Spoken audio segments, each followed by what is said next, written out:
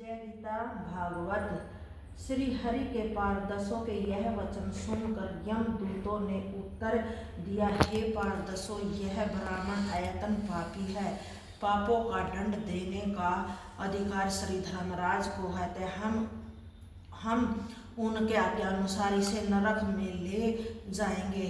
हे मित्रों, आप लोग भी श्री नारायण के दूत हैं, अतः आपको ऐसा अधर्म के पास अपना तथा इसे हमारे हाथों से छुटवा कर ले जाना उचित नहीं है। इस पर श्री हरि के पारदर्शों ने कहा कि हे यमदूतों, तुम लोग धर्मराज के दूत होकर भी इस बात को क्यों नहीं जानते हो कि किसी मनुष्य को सुख देना चाहिए तो किस मनुष्य को दुख पहुंचाना चाहिए। तुम लोग हमसे धर्म अधर्म का स्वरूप कहो तथा यह भी बताओ कि किस पापी को दंड देना चाहिए तथा किस मनुष्य को सुख पहुंचाना चाहिए। श्री हरि के पारदसों का यह प्रश्न सुनकर यमदूतों ने कहा, हे पारदसों, वेद तथा शास्त्रों में जो शुभ कर्म कहे गए हैं उन्हें धर्म तथा जो अक्रम कहे गए उन्हें पाप समझना चाहिए। वेद शास्त्रों के वचन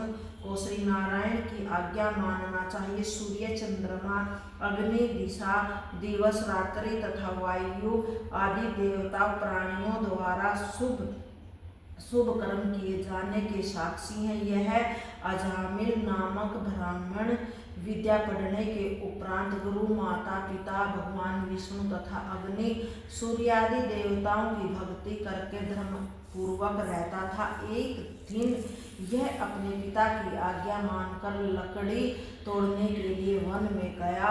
जिस समय यह वन से लौट रहा था उस समय इसके मार्ग में यह देखा कि एक भील अपनी वेश्या को साथ लिए मतवाला बना हंसता चला जा रहा था। इस अजामिल को देखते ही वह वेश्या कामदेव के वश में होकर इसके गले में लिपट गई। उसी समय यह ब्राह्मण भी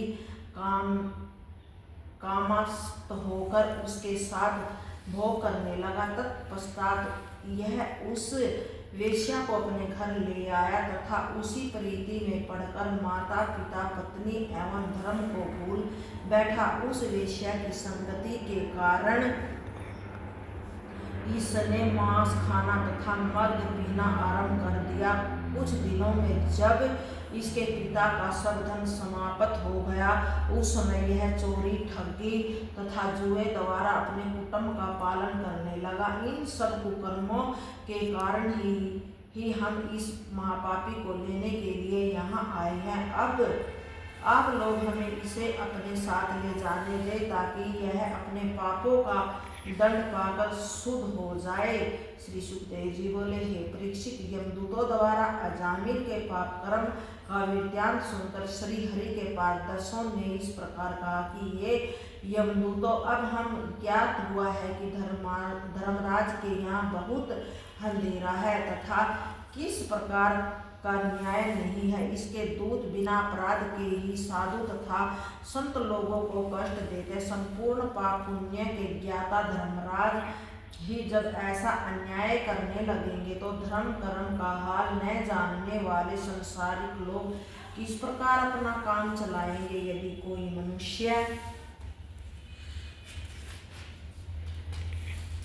किसी की गोद में अपना मस्तक रख कर सोए और वह उसका मस्तक काट ले अथवा माता पिता ही अपने पुत्र को विष देने लगे तो फिर रक्षा का क्या उपाय हो सकता है। तुम लोगों ने श्री नारायण के नाम का महात्म नहीं सुना है। जो मनुष्य भूल से अथवा किसी भय या हंसी से भी श्री नारायण का नाम लेता है उसके संपूर्ण पाप नष्ट हो जाते हैं।